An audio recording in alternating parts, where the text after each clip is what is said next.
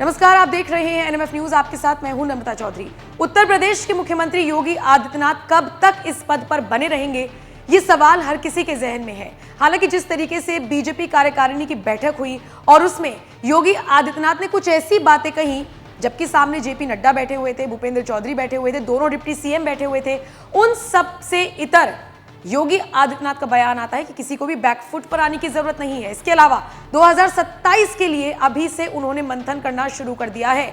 इसके अलावा जिस तरीके से यूपी का सबसे बड़ा अफसर योगी की पसंद का तैनात कर दिया गया है, मनोज सिंह की मैं यहां पर बात कर रही हूं, इन सारी चीजों को देखकर लग रहा है कि 27 में यूपी में सीएम फेस बीजेपी की तरफ से योगी ही होंगे। उनको हटा पाना थोड़ा सा मुश्किल होगा बीजेपी आला कमान के लिए, भले ही अमित शाह से तनातनी की खबरें हों या फिर जेपी नड्डा का जो बयान सामने आया उसके बाद आरएसएस नाराज हुआ, सारी चीजें कुछ भी हों, लेकिन योगी को हटा पाना फिलहाल मुश्किल सा नजर आ रहा है।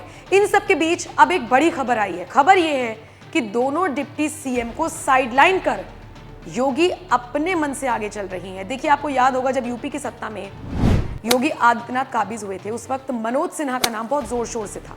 बताया गया कि वो अमित शाह की पसंद हुआ करते थे। इसके अलावा केशव प्रसाद मौर्य, उनकी जाति का फैक्टर उनके सामने आ रहा था, लेकिन सबको हटाकर किसको बैठाया गया गद्दी पर?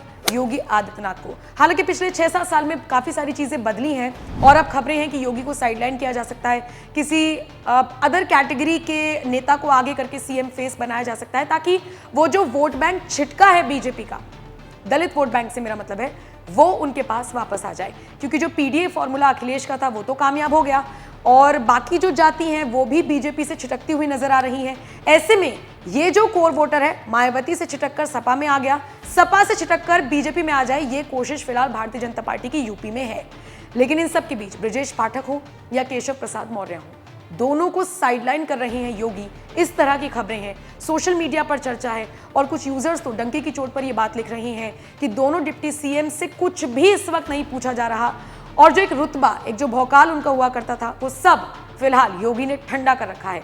क्योंकि सबसे बड़े पद पर इस वक्त वो हैं, उसके अलावा जो अफसरों में सबसे बड़ा पद है वो उनकी पसंद का है। दोनों मिलकर काम कर रही हैं, किसी की राय नहीं ले रही हैं, किसी का हस्तक्षेप उन्हें नहीं चाहिए, इस तरह की खबरें हैं। हालांकि ये खबरें कितनी सच है कितनी झूठ है, इसको लेकर एनएमएफ पुष्टि नहीं करता है, लेकिन यूपी की राजनीति में उलटफेर लगातार जारी है और इसी कड़ी में ऐसी खबरें भी आने लगी हैं। आपको क्या लगता है? कमेंट करके अपनी राय हमें जरूर दें।